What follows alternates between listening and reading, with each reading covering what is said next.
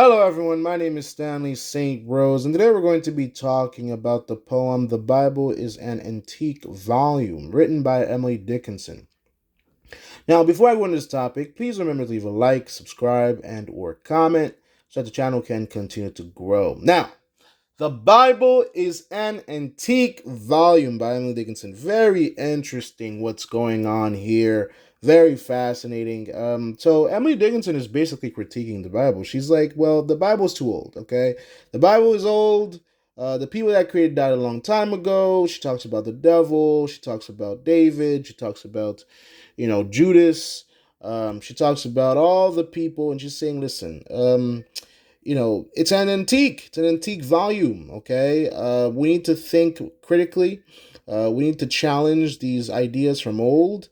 Now, in terms of deeper meaning, some people might say, well, this is Emily Dickinson rejecting the Christian religion. Some people might say, well, she's just making some observations. She says that people who believe are lonely. And I mean, that you can argue that. But the thing is, like, sometimes the Bible does call for isolation, that in order to find God, we need to find places of quietness, places where we get away from the world and go into the desert and seek God with all our hearts. um so isolation or being lonely, everybody always sees it as bad, as dark, as evil, but sometimes you need to step away from all the noise. You need to step away from all the attention and seek God.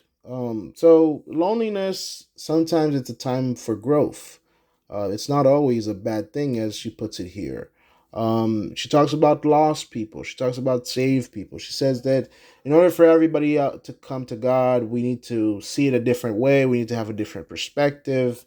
And we know Emily Dickinson. She's a great writer, a great speaker. She makes her points very vivid. She uses imagery. Her wording's always on point. But again, depending on how you're looking at this from the literary perspective or the Christian perspective, now a lot of Christians could be offended, okay, because you're calling their religious books, the religious book, ancient, antique, right? I'm a Christian, and when I was reading this, I had to hold the emotions back because, like, I'm like, this is my book, okay? I believe in this stuff. The fact that you're saying the Bible is ancient and we need to change, I'm like, hold on there, Jeffro, hold on there. That's a little too on the nose. But I see her points, what she's saying.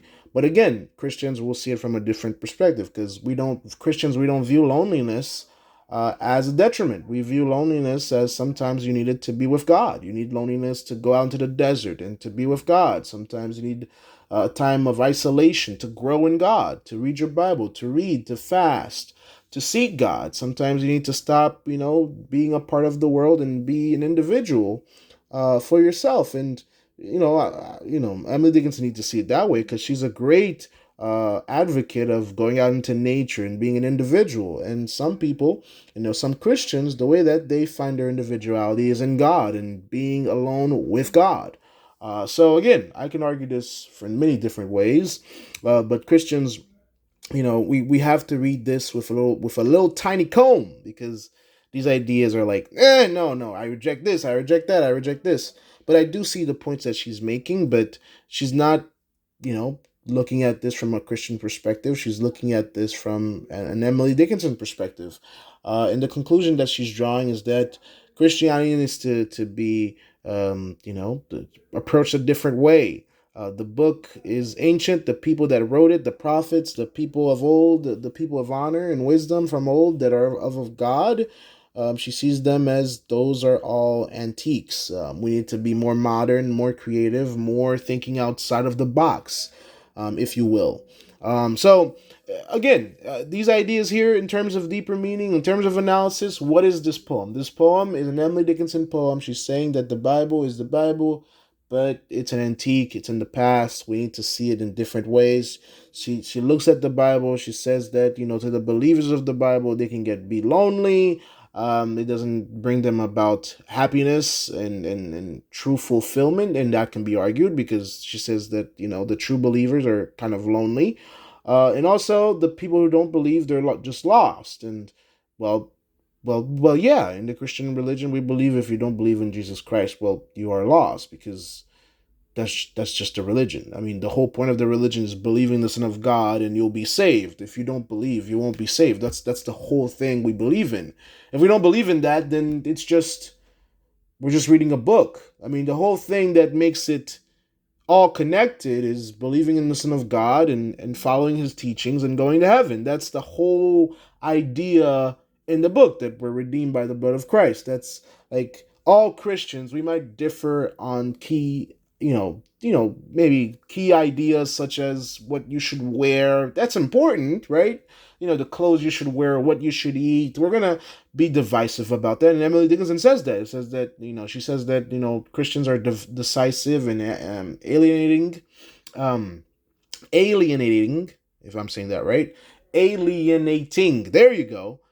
So she says that, we're divisive and alienating, and, this leaves people out. But again, this all humans, we seek something greater than ourselves. We believe that there's more to life than just working and paying your bills and then dying. I mean, if you think about it, that's really a bore. If you live your whole life, you pay your bills, you have kids, you get married, that's all great. It's all a wonderful part of life. But if that's it, man, it's kind of like, okay, you live, you reproduce, and you have some enjoyment here and there, and then that's it. You die.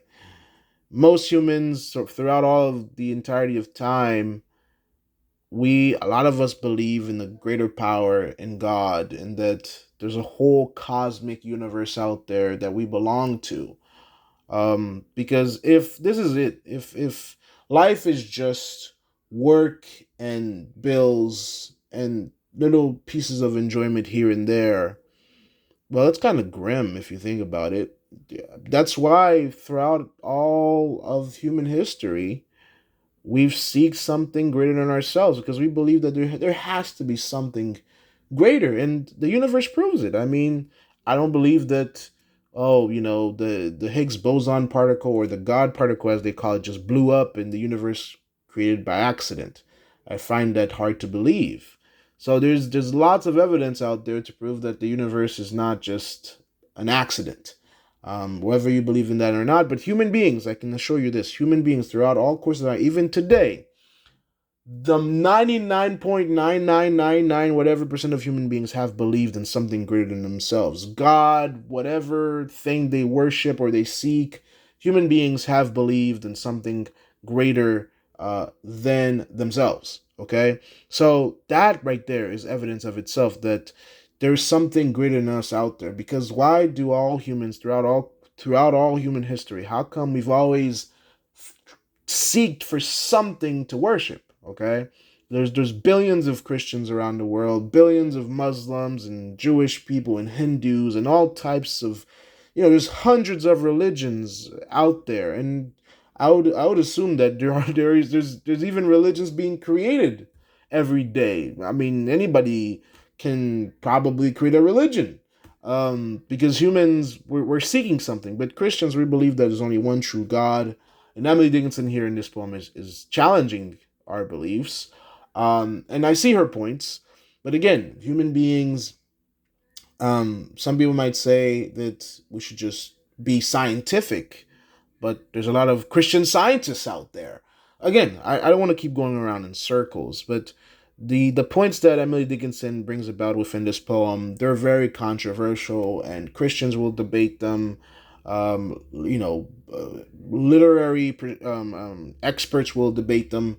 They're not simple. These are big ideas. Uh, but let's fine tune this video. What is this poem about? This is Emily Dickinson critiquing the Bible. She thinks it's antique. She thinks that the ideas need to be refurbished, or we need to look at things in a different perspective. She doesn't accept the interpretations that churches have come to. She says that we need to look at this in a different way. Some say that this poem shows that she's not a Christian, that she rejects the Christian religion. Some say that it's her struggles with the Christian religion, and some say that she's just, sometimes it's like she's providing an observation of the Christian Bible and the religion itself. So again, we can argue on different sides with this argument, with this poem, but ultimately, this is Emily Dickinson's poem. It doesn't just arrive at a conclusion to tell you what to do, but it does bring about lots of ideas for you to think about. So that's the poem. Please remember to leave a like, subscribe, and/or comment, and I'll see you guys in the next video.